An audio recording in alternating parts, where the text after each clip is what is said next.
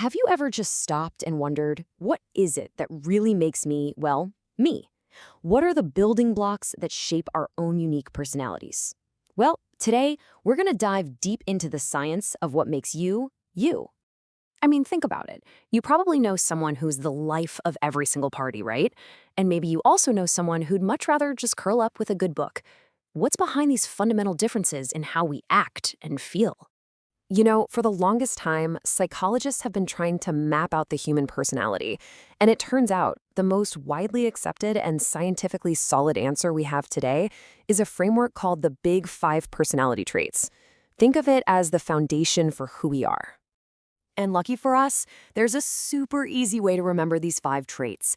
Just think of the word ocean. It stands for openness, conscientiousness, extraversion, agreeableness, and neuroticism. So let's take a swim through this ocean, one letter at a time. Okay, but wait, before we dive in, there's something really important to get straight. This is not about putting people into little boxes or slapping labels on them. Each one of these traits is a spectrum, a continuum. You're not just one thing or the other. You fall somewhere along the line. And you know what? Most of us are somewhere in the middle. All right, first up in our ocean is O for openness. This trait is all about your inner adventurer, your artist, your philosopher. It's about how curious you are, how much you enjoy new experiences, and how open you are to new and abstract ideas. So you can picture this as a scale, right? On the high end, you've got people who are super creative, they love trying new things, and they get a real kick out of big abstract concepts.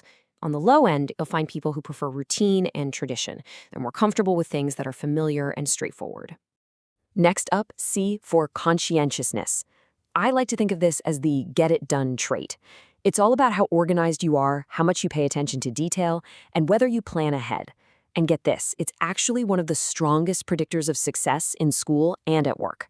And the differences here show up in everyday life, for sure. Someone high in conscientiousness, that's your friend who loves a good to-do list, pays attention to every little detail, and thrives on a schedule. Someone on the lower end is probably more spontaneous, but might also struggle with procrastination and really dislikes rigid structure. Let's move on to E for extraversion. This is probably the one you've heard the most about. It's linked to being sociable, talkative, and assertive. But the key thing to remember here isn't just about being a social butterfly. It's really about where you get your energy from. Extroverts literally get recharged by being around other people. So yeah, people high in extraversion, they love being in the spotlight and feel totally alive after a big social event. On the flip side, we have introverts. They often prefer solitude, find big parties absolutely draining, and need that quiet alone time to recharge their batteries. All right, what's next? That brings us to A for agreeableness. This trait is really your get along with others factor. It's all about cooperation, kindness, empathy, and trust. It reflects how you tend to behave in ways that help other people, and it's a huge ingredient for building strong relationships. And the difference here is pretty stark. Someone high in agreeableness is often very empathetic. They genuinely care about others, and they love to help out. On the other hand, someone who's low in agreeableness might be more competitive, maybe even a bit manipulative, and isn't too concerned with other people's problems. Finally, we've arrived at N for neuroticism. Now I know, that one sounds a little intense, right? But all it really refers to is a person's general level of emotional stability and their tendency to experience negative feelings like worry, sadness, or stress. So someone who scores high here might feel like they're on an emotional roller coaster sometimes. They tend to worry a lot and experience big mood swings. In contrast, those who score low are typically more emotionally stable, they handle stress really well, and they're pretty resilient when things get tough. So you might be thinking, okay, is this just some Western idea? Well, no. And this is what I find absolutely mind-blowing. Researchers have looked at this across more than 50 different cultures all over the world, and they keep finding these same 5 dimensions. It suggests the Big Five might just be a universal blueprint for what it means to be human. This brings us to that age-old question, right? Nature versus nurture. Well, studies on twins give us some incredible clues. For example, genetics can account for a whopping 61% of the variation in openness and over half of the variation in extraversion.